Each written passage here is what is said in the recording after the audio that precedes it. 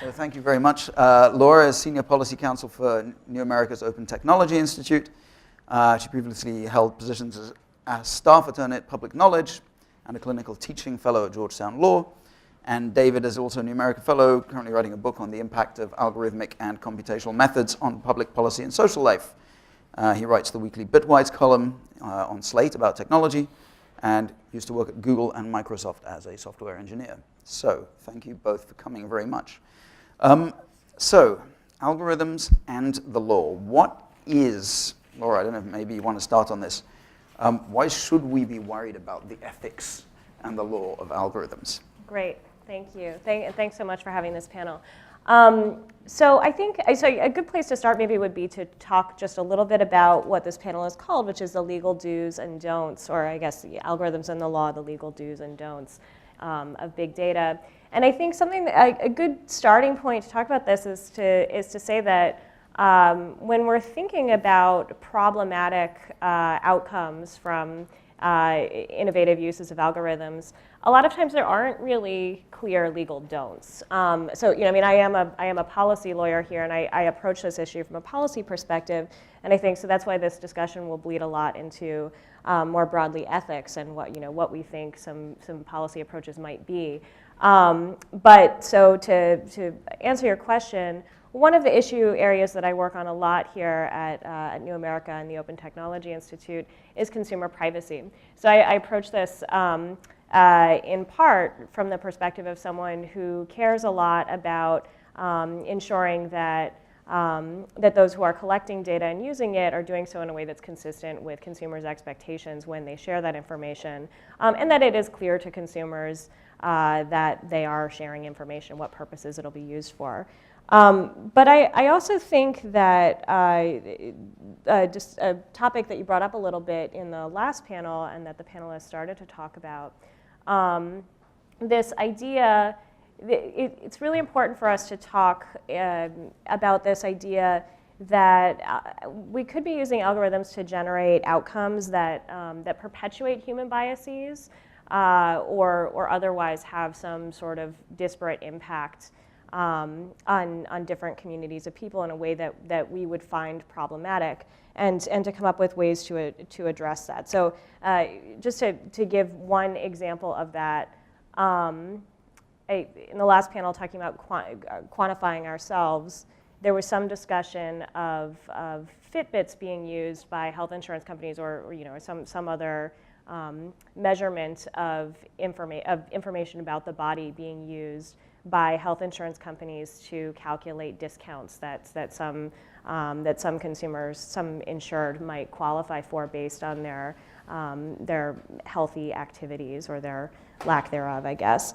Car insurance companies are doing this too. So some car insurance companies now will offer a program where the insured can agree to have a device installed in their car that will measure information about how they drive, which the insurance company might then use to calculate scores for that individual based on their driving habits, so the things that they associate with safety. So they'll look at things like acceleration and deceleration, how the car takes turns, the average speed that this driver drives, and how that speed compares to other drivers that are on the road.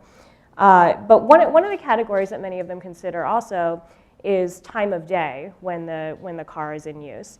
And I think this makes sense because, one might assume that in the wee hours of the night, many drivers on the road could be drunk or could be tired, and accidents on a per capita basis, accidents are more likely to occur in the middle of the night than during the day. But if we're providing car insurance discounts or discount premiums to individuals based on the hours of day when they're driving, and we're having higher premiums for people who are driving in the middle of the night, then that's going to have a disparate impact on folks who are working the night shift. And folks who are working the night shift are disproportionately poor and of color. So I think this is just one example. There are a slew of examples of this nature. But as we're thinking about ways to take data streams and innovate new uses for them that might make a lot of sense for example, a car insurance company. I think from a policy perspective, it's important for us to evaluate when the outcomes might be having a disparate impact across communities that we as a society would find problematic. Right. So just to tie this back into the discussion we were having earlier, I mean, a few minutes earlier we were talking about privacy and sort of the question, can you safeguard your privacy? Can you keep people who you don't want to have your data from having your data? And what we're talking about now, and this is something that I believe to be the case, is that the discussion about privacy is kind of lost. We've kind of lost privacy. I mean, lots of the people who I know who are thinking about this stuff essentially say, let's not even talk that much, not give up on privacy altogether, but the fact is that so much of our data is now beyond our control that rather than worrying about whether or not we can get it back, what we need to worry about is how is it used? And in particular, is it being used in ways that inadvertently discriminate against certain groups and cause social inequities? And that's essentially the point you're raising. Yeah, I mean, I think I agree with that in part. I still think that it's kind of a yes and, right? Right. I mean, like, yes, we need to think about possible ways to restrict use or at least to monitor uses of data and think about problematic outcomes and try to prevent them. But I also think that that doesn't negate the importance of ensuring that to some extent information collection is at least consistent with consumers' expectations, and ideally that they have real notice and consent about it, and that we try to limit aggregations of data from disparate information sources where consumers might not expect that the downstream aggregation will take place. Right. David, you have an example that you wanted to talk about as well in relation to this. Yeah, so I think Laura's done a great job of covering some of the legal and policy implications with regard to disparate impact. I think that the issue of the sheer opacity of these algorithms, not just to their users, but sometimes even to their designers, is worth dwelling on, in that we think of algorithms as having easily accessible results, and yet we often aren't even sure of what criteria by which algorithms are the outputs of algorithms are evaluated, or if they are at all. I mean, if you think if Google, for example, who is it that checks to see whether Google search results are accurate? Well, to some extent, the user does by clicking on them, but that doesn't refine them to any sort of precise degree of capacity, because you're only going to click on one, and we're accustomed to seeing, irrelevant Google search results even on the first page sometime. So the feedback mechanism, which is required as algorithms get more complex and non-deterministic, is a very imperfect model, and in some cases it seems that people aren't even trying to set up that sort of a feedback model. And one of the big examples today that I'd cite is in ed tech, where there's a big push towards automated grading of student papers, and we've seen a lot of we've seen a lot of sort of results-driven teacher performance testing over the last 10 or 15 years or so, and it's met with very mixed success, because the question is, are these the right metrics? Are they being measured correctly? Is it in fact, forcing teachers to, teach in a suboptimal way just to meet basically a seemingly reasonable but in fact arbitrary and misleading set of metrics? Well, that becomes, not only does the use of algorithmic grading of papers sort of reinforce, a notion of false objectivity, but you also have this issue that the claims made that they can grade as well as teachers. There's two components of that, which is, do we know what it is for a teacher already to grade a paper well, given how badly teacher assessment has been over the last 15 years? Second, are we in fact making the correct comparison? And certainly from what I've looked at, I don't think there's a lot of juice to that claim. I don't think that the claims that are being made that algorithms can grade papers as well, assess papers as well, really stack up beyond a fairly simple syntactic level. And yet I don't see a lot of questioning on them. There are meetings going on, and people and ed tech companies are pushing for this stuff, and institutions of education are signing off on it without having the literacy to look at whether that assessment is being made correctly. The other half of that, though, is let's say, for the sake of argument, that the computers actually are doing, a reasonable job. I don't think that they are, but even if they were, would we understand the criteria that are being used? It's not enough to just say, oh, well, they're grading it and they're just doing as good a job as a teacher. If there's no feedback mechanism to put a check on that to say, look, are these algorithms being trained to continue to assess student papers in the way that we think is right, the algorithms aren't going to regulate themselves. Algorithms don't exist in a vacuum. Just as teachers get feedback and exist in an ecosystem of learning certain methods of pedagogy, algorithms need that ongoing set of pedagogy as well and standards to refine themselves. But we have, I think, collectively sort of a false notion, and in some ways, this is sort of the legacy notion of algorithms as sort of static, deterministic, set-in-stone Platonic entities. And going forward, that not only is going to become less and less true because we're seeing an increase in machine learning algorithms, and I think we have a machine learning expert who's coming up next who can speak to this better than me, but it shouldn't be static because, in fact, the only way for machine learning algorithms to improve is if they are getting a well-regimented and explicitly defined set of feedback saying whether or not the results they're producing are accurate and in which cases they are accurate. And I don't think any attention is being paid to that, certainly not in the case of ed tech and of grading in these cases. Right, and I think you're getting at what is essentially the worry about entrusting anything to algorithms, and especially to machine learning algorithms, which is, sure, this algorithm may, on average, or for a large proportion of the population, do the job, whether it's grading papers or setting insurance premiums or setting prices or whatever, may do the job on average better. But in the cases where you feel like it's done a bad job, how do you appeal? Because you can't ask the algorithm, why did you reach that decision? Mm-hmm. As you said, often even the creators of the algorithm don't know why it reached that decision. And so there's that process of the human in the loop who lets you say, hold on, there's something wrong with this decision, has been kind of removed. I would go further than that and say that these decisions are not purely descriptive or sort of objects to be examined, but they have a certain prescriptive impact. That is to say, if these decisions make themselves into the wild, they will start to have a prescriptive impact in terms of us seeing them as correct. Because if we tend to take their outputs as correct, we may not be, we aren't going to be seeing every individual case. So if the assumption is this generally produces good results, that will actually be prescriptive, and we may indeed change our standards to be closer to sort of whatever emergent results this has been producing, and those won't be based on sort of values that we that we appeal to because the computers aren't aware of them. Right. Okay. So, what do we learn from examples like this? So I think there's a few things. One was actually touched on an earlier panel, but is worth repeating. That I think it's worth remembering that a lot of times the algorithmic insights are statistical insights and not logical ones, right? So this is sort of like the distinction between correlation and causation, where we might want to design an algorithm that will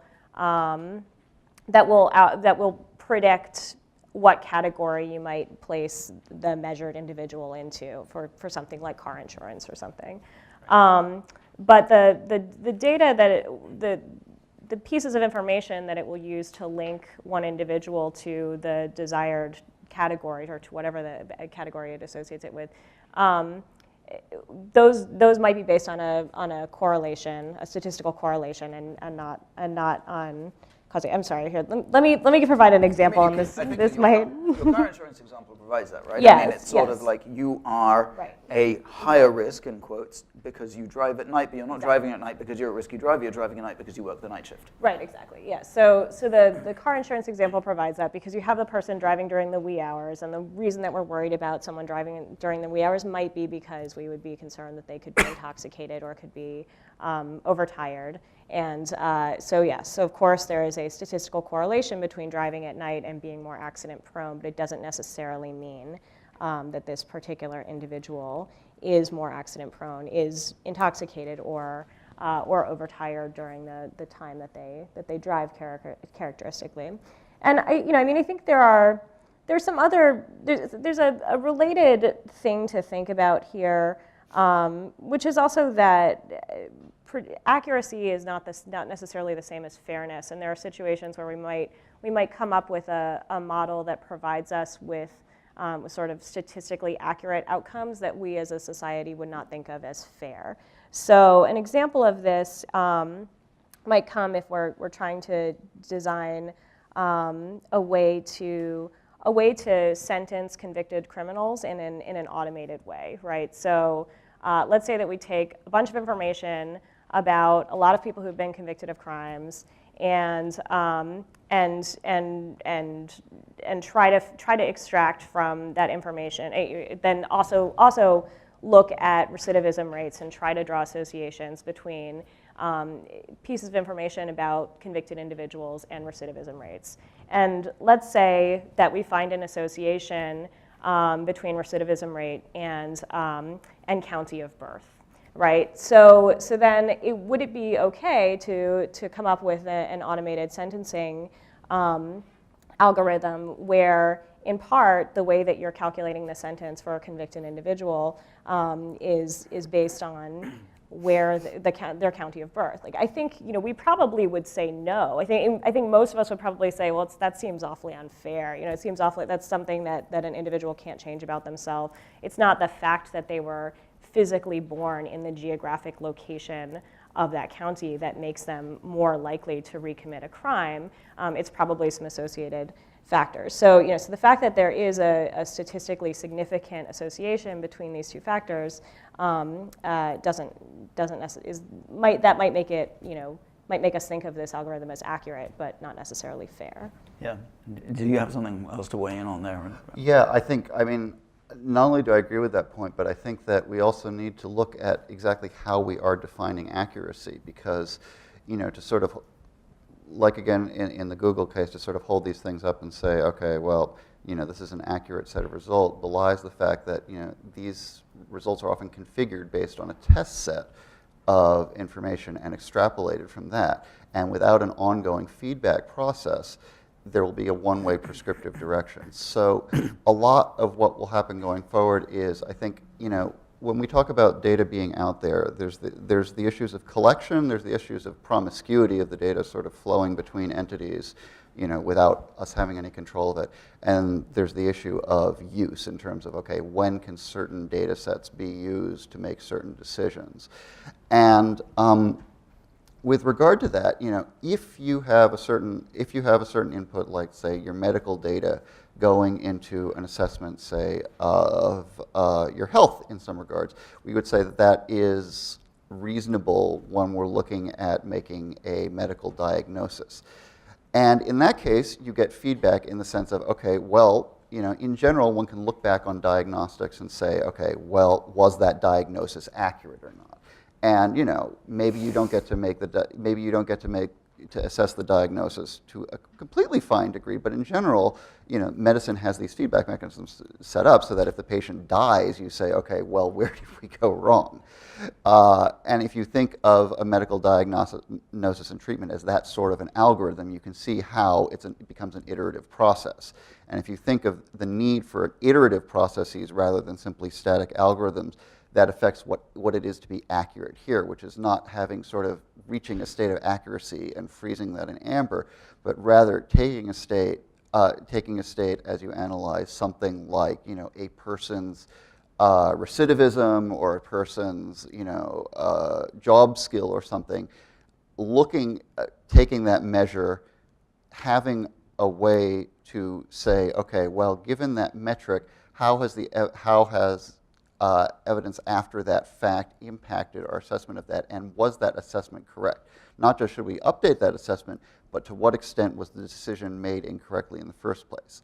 And because these decisions are being made so much en masse, we won't be able to ask, so my own background is, I worked on systems, and at Google I worked on the web crawler, and systems people have sort of a bias against machine learning because if something goes wrong in machine learning, it's very hard to fix it in isolation. You just sort of nudge it in one direction in sort of the Cass-Sunstein sense. So that's one way in which they're more like humans.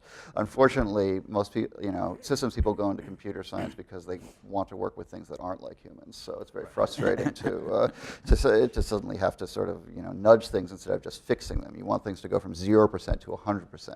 But increasingly, when you have systems that have an ongoing evolution, that's not possible. You need systems that have automated feedback mechanisms that in sort of a probabilistic framework can say, okay, well, the system produces the wrong diagnosis in some sort of way.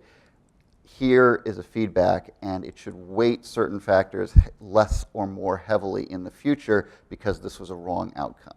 And the challenges there are A, to establish that it was a wrong outcome in the first place, and B, to figure out what changes should be made in response to that wrong outcome. And that twofold problem is, I think, issues with respect to algorithmic refinement that people are not thinking about, especially in regard to mission-critical usages, where I think the systems model is predominant, but is starting to fail to scale, much to my Can you give a more concrete example of that? Of which part, where it's failing to scale, or I think you see it. The classic example probably at this point is the financial collapse in 2008, where you had these trading algorithms that were supposed to maintain a certain sort of homeostasis and not let us get to a certain point out of risk, and yet when situations were set up in a certain way. Basically, they zip past what we thought of as the limits that they were respecting and went through them. And yes, we got a bit of feedback that allowed us to refine those algorithms when all hell broke loose. It would have been much nicer if we'd gotten more incremental feedback and had been able to modify them in an ongoing incremental fashion rather than having all of our illusions torn up before our eyes. Right. And I think that it's in the financial sector that you see these algorithms in sort of their most advanced form, they provide sort of a glimpse of what's coming in the future. Right. I want to ask if there is, how shall I put it? Is there? You talked about how, especially machine learning algorithms are kind of more like humans in a certain limited sense, but is there the possibility for them? And I don't even really have a sense of what this would look like, but is there a possibility for them to be able to take take decisions that do correct for biases? So here's sort of the background behind my question.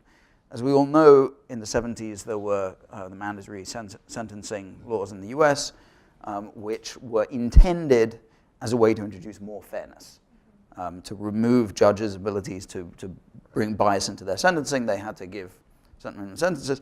And of course, the end result was the massive rise in the black prison population, an unintended consequence. So there was an example of where there was an attempt to do fairness in theory, but that backfired.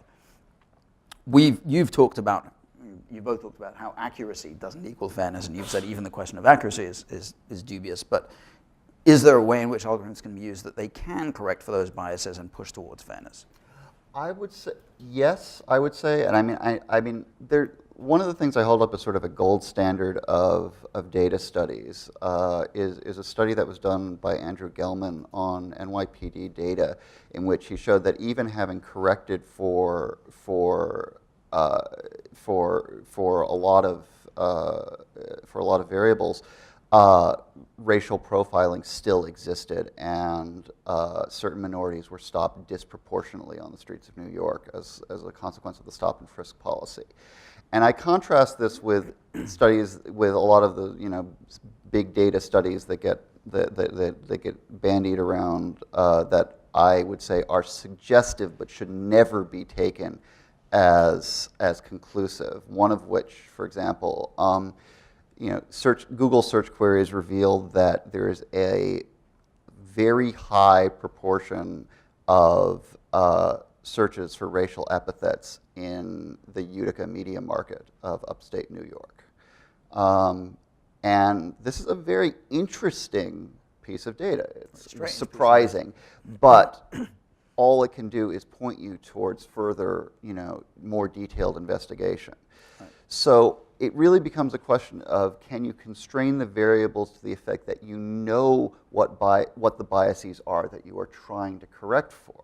Right. That, if we are aware of the biases in a situation that we wish to correct for, then it becomes possible to take those variables and and quantify them in a more formal manner to look at, okay, well, is stop and frisk being applied fairly or unfairly?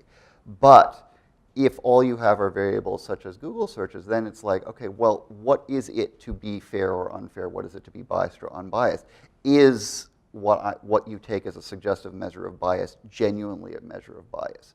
So I would say that the answer to your question is an unqualified yes, but that, if anything, but that potential must only be realized with a great deal of care and attention being given, and that is one of the reasons why we need sort of an increase in algorithmic and data literacy. Right.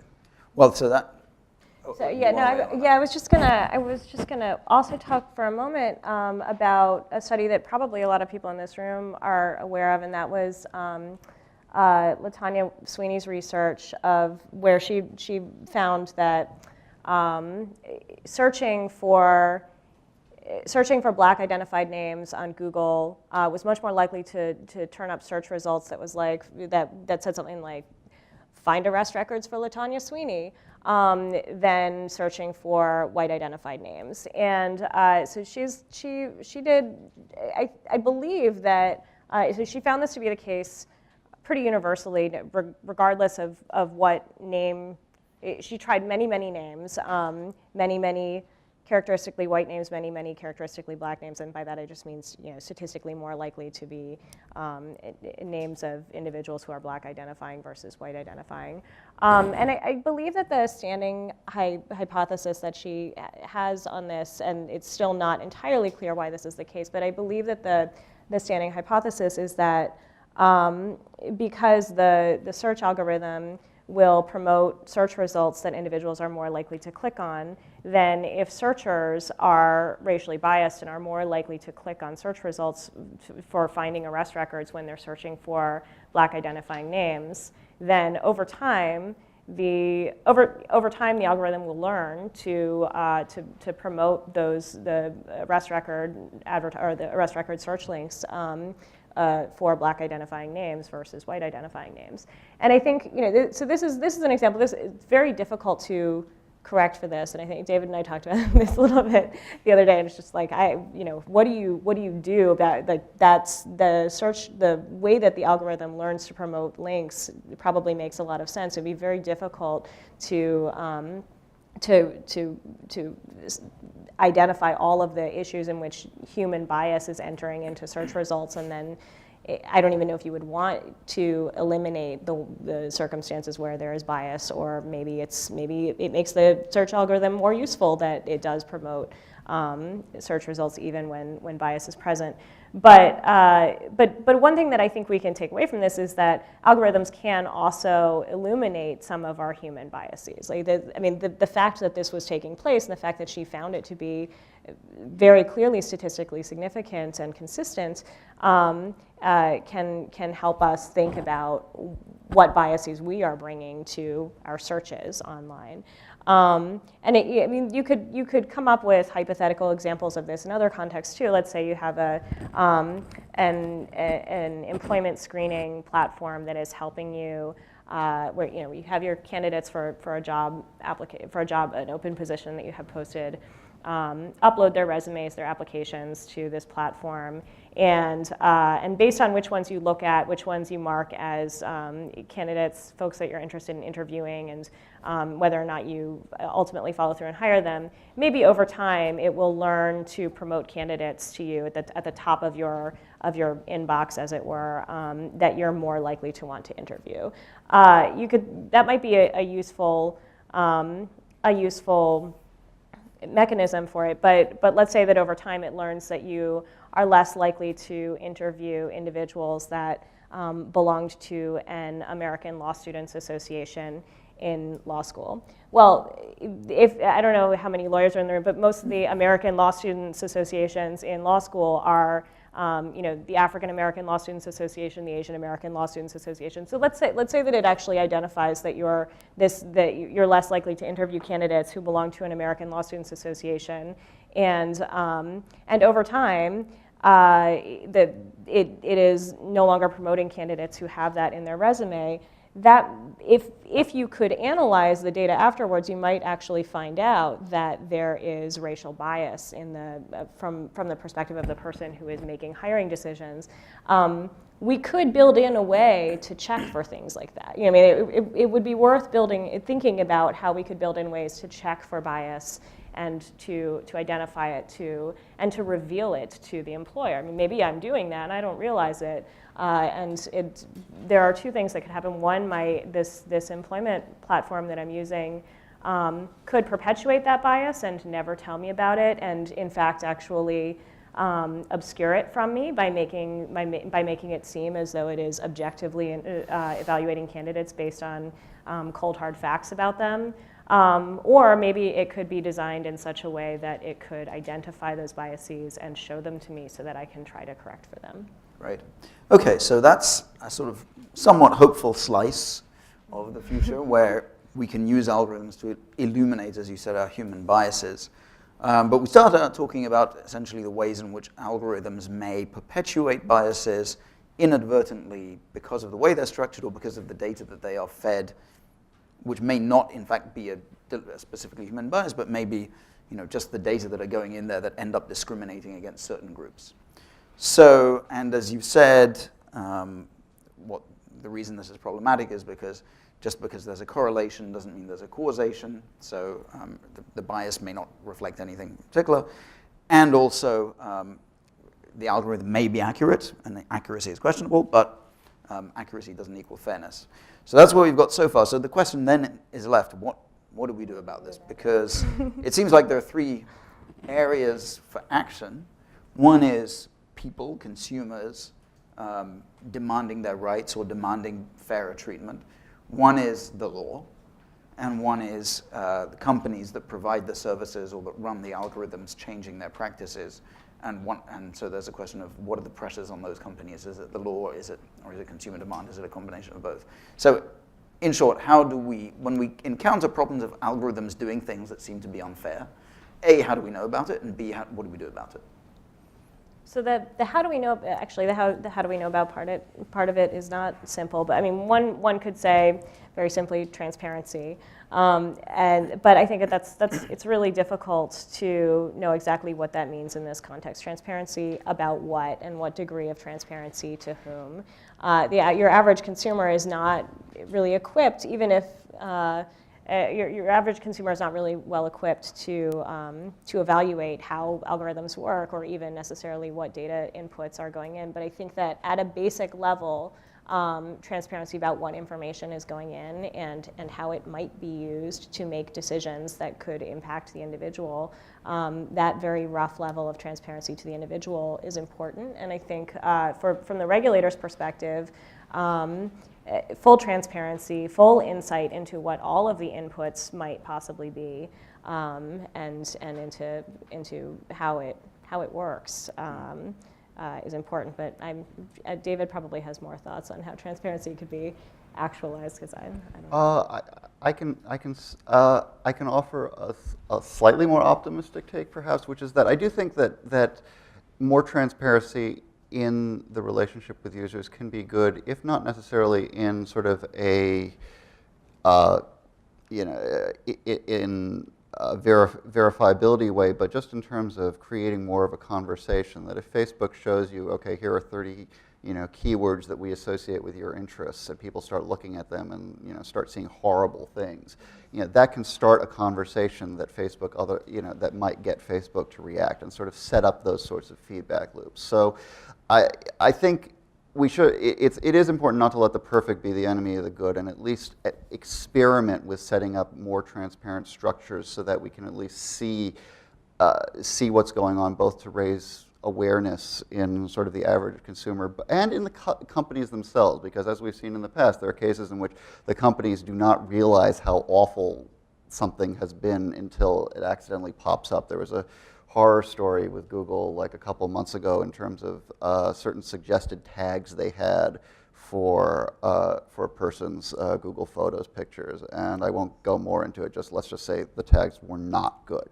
and but because the person saw these tags, that allowed that feedback loop to be set up. Had those tags not been exposed to the customer, that particular process may just have sort of sat there latently, and had unknown other effects. So, will it fix everything? No, but will it at least be a step in the right direction? Yes, I do think that can be a good thing, and because I think the path towards regulation is pretty slow in going, I think that sort of policy apparatus is really sort of behind in terms of just getting to grips with these issues. I think that's something we can do, at least in the short term, that will at least sort of ameliorate some of these dangers. Yeah, and I think some due diligence in the design stage. I mean, thinking about how these outputs are likely to be used. Are they likely to be used to make decisions about an individual that could impact their livelihood, education, healthcare, employment, sentencing, and if so, I think it's really important for companies or whoever it is that's processing the data to take care to think about how bias might enter in and to take steps to correct for possible biased outcomes from the beginning of the design process. And I think that this is something that regulators are looking into. I know that a couple of the agencies here in DC have been thinking about it. They've been thinking about this as a fairness issue for individuals, for consumers, and they've been thinking about it under a few existing legal frameworks that we have to promote fairness that maybe we just haven't quite figured out how they fit this bucket of work so far. But I think the problem of transparency and fairness is in part that if you are being discriminated against by, let's say, an algorithm that sets credit scores, you won't see that because you'll see that your credit score is however much, and you won't be able to see that actually on average other people live in your district or other people of the same racial ethnic group as you are on average being given lower scores than other people in similar situations.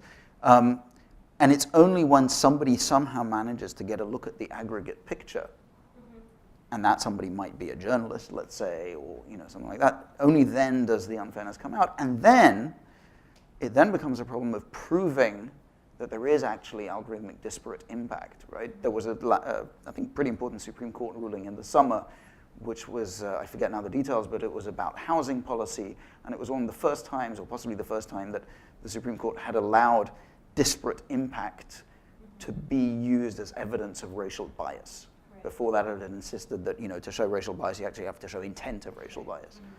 So that's a step forward, but those cases are hard to prove, right? Yes, absolutely. Yeah, we do. I think for a lot of good policy reasons, we do have a lot of our legal framework is based on this idea that to find discrimination, there's we're most concerned about discrimination when it happens based on some immutable characteristic about an individual, something they can't change about themselves, and when the party that is engaging in discrimination is doing so in an intentional, deliberate way. That said, I also think that we do have a legal framework to require due diligence, sort of reasonable steps that companies might take to prevent the most unfair outcomes. That exists. The Federal Trade Commission Act has pretty broad authority to prohibit unfair and deceptive acts in trade, which is again very broad, and has been looking into this issue and thinking about where that fits in, what might constitute an unfair practice when you are taking information about individuals and using it to make decisions about their lives. All right. Well, David, since you're the computer guy, I'm going to leave you the last word to ask you, are you basically optimistic that the law and consumer associations and society can move fast enough to keep up with the kinds of changes that happen in computer science and development that create these biases? Because it seems to me like the law tends to, and the government and policy tends to move slowly, and computing moves quickly? I think things will be very, especially once we move towards more analysis of video rather than text and images, things are going to change very quickly. My hope is that the issues provoked by video will sort of put this much more on people's radar than it is now. Specifically meaning? Just meaning sort of what data is incorporated from videos. People are uploading videos that are taken of people without their permission, things like that. Right. That I think that these issues, I think, will come into much more sharp relief than they are now when you just sort of have an online profile. Right. Okay. Well, thank you both very much.